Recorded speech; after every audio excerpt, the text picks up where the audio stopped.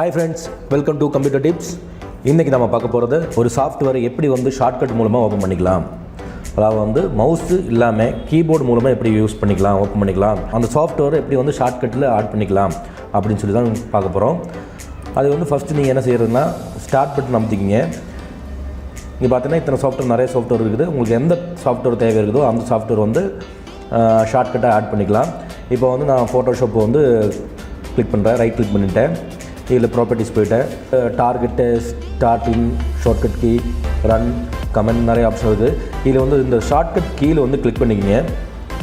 Click பண்ணதுக்கப்புறம் control shift அதுக்கப்புறம் P அமுத்திட்டேன்னா உங்களுக்கு தேவையான கீவேர்டு அமுத்திக்கிங்க. நான் கண்ட்ரோல் ஷிஃப்ட் பி போட்டேன். அதுக்கப்புறம் அப்ளை, ஓகே.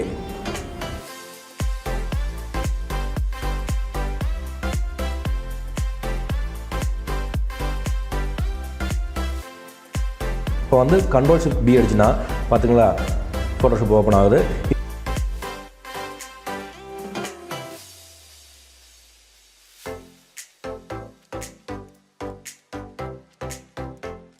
இதே மாதிரி நீங்கள் எந்த சாஃப்ட்வேர் வேணாலும் ஷார்ட்கட் கீயை க்ரியேட் பண்ணிக்கலாம்.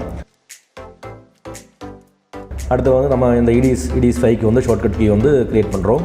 Right click, properties, shortcut key, control shift we.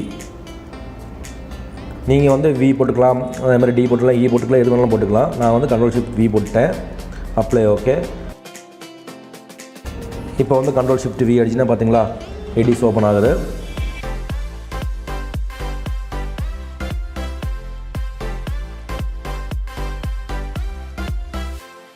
அடுத்தது கால்குலேட்டர் ஓப்பன் பண்ணி பார்க்கலாம். கால்குலேட்டர் ரைட் கிளிக் பண்ணிட்டேன். Properties, shortcut key, control shift எம்முக்கு பதிலாக நீங்கள் எது வேணும் போட்டுக்கலாம். Apply, okay.